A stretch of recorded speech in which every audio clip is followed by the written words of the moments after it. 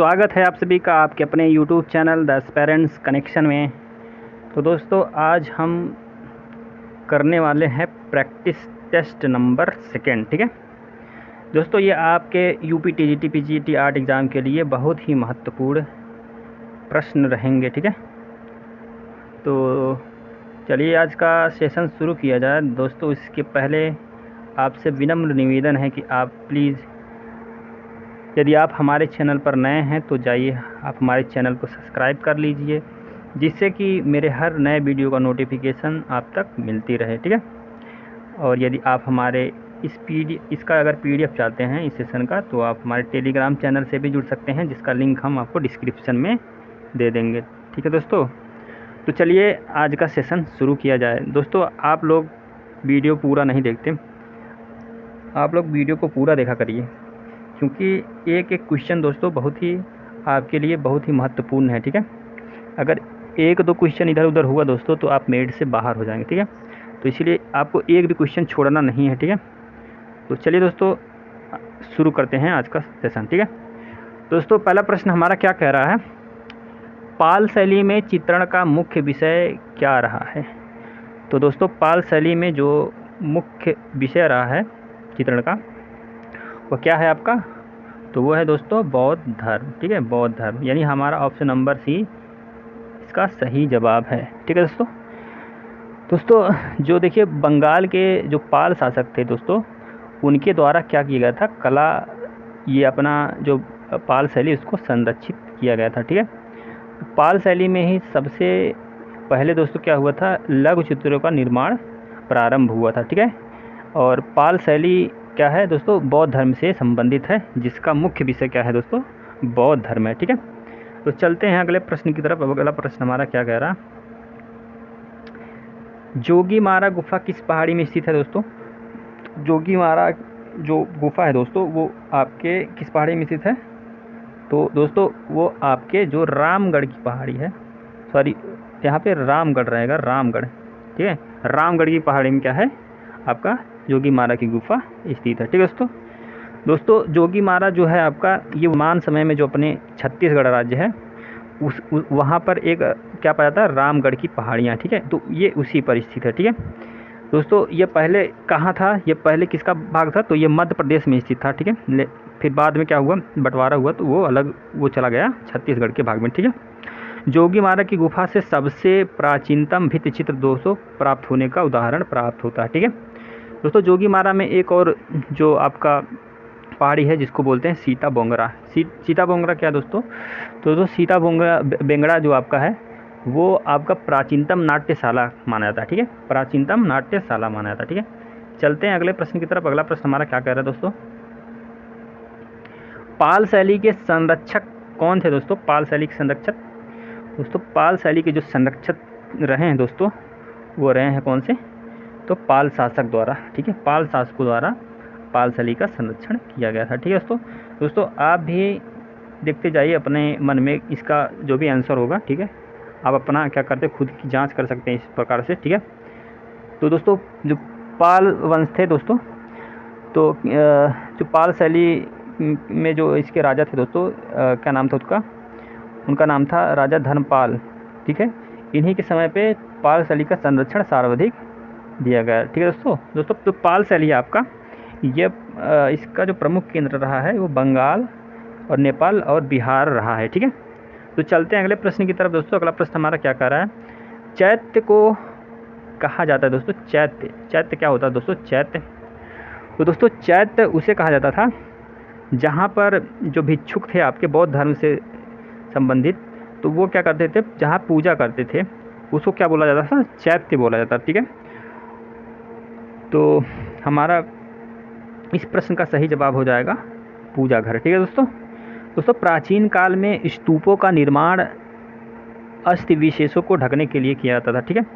जिसके बाद में लोग क्या करने लगे, पूजा अर्चना के स्थल के रूप में प्रयोग करने लगे, ठीक है। फिर बाद में क्या हुआ दोस्तों, इसे चैत्य की संज्ञा प्रदान की गई, ठीक है। चैत्य को पूजा घर माना जाता है, बौद्ध धर्म के अनुयायी चैत्य में ही पूजा अर्चना दोस्तों किया करते हैं, ठीक है। चलते हैं अगले प्रश्न की तरफ। अगला प्रश्न हमारा क्या कह रहा है दोस्तों, अजंता की सर्वप्रथम बनी प्रतिलिपियाँ कहाँ प्राप्त हुई दोस्तों?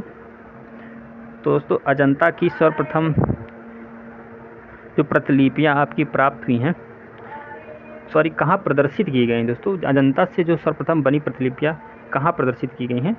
तो आपकी जो प्रदर्शित की हैं दोस्तों, वो उसका सही जवाब हो जाएगा क्रिस्टल पैलेस इंग्लैंड में। ठीक है दोस्तों, कहाँ?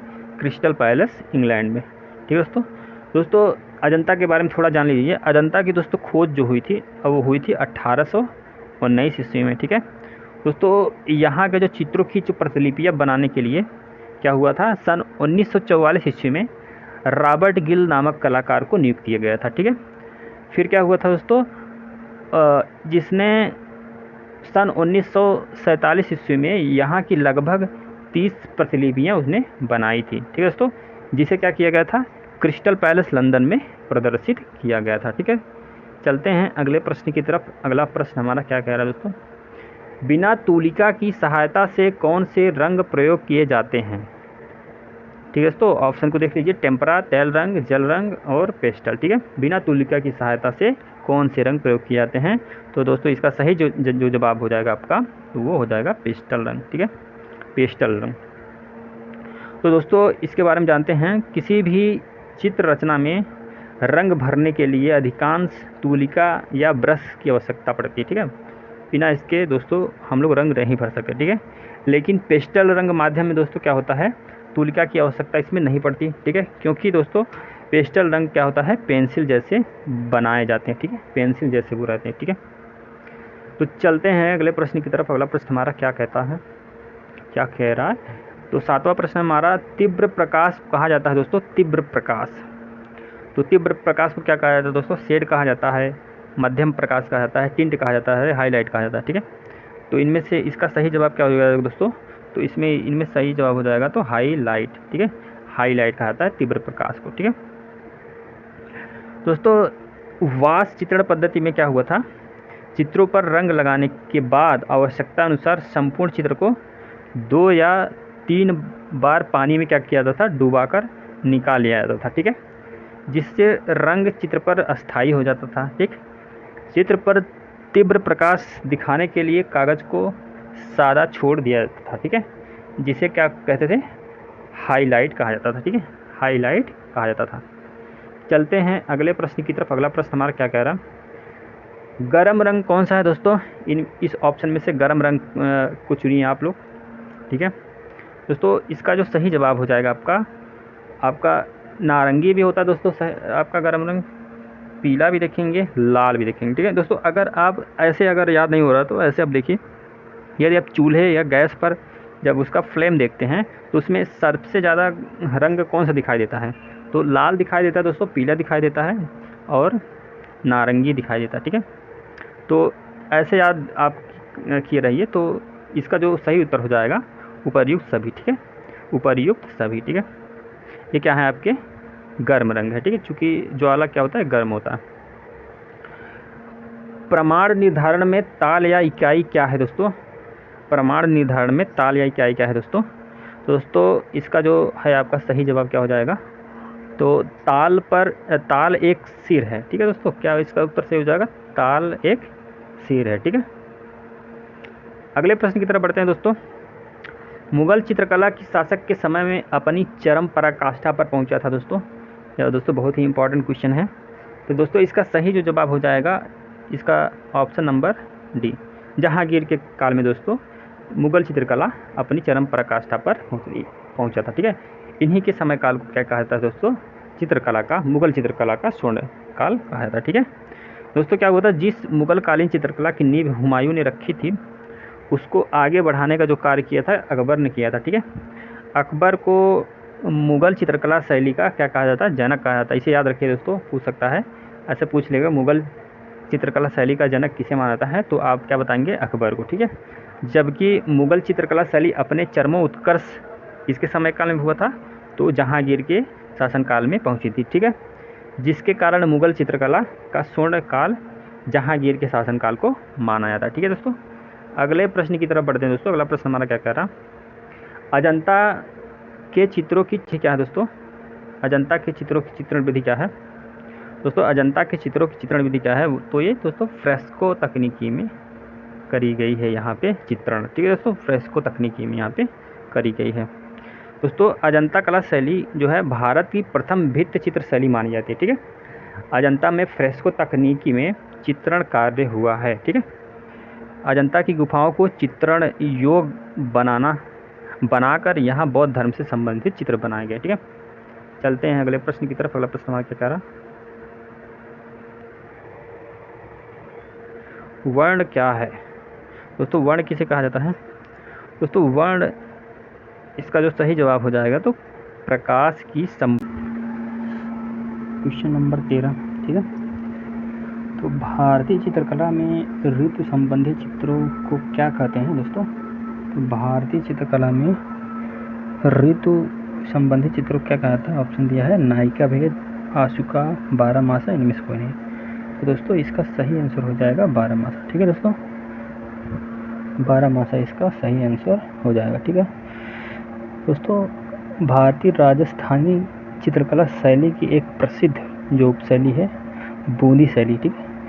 तो बूंदी शैली में संपूर्ण 12 मासा का चित्रांकन किया गया, ठीक है।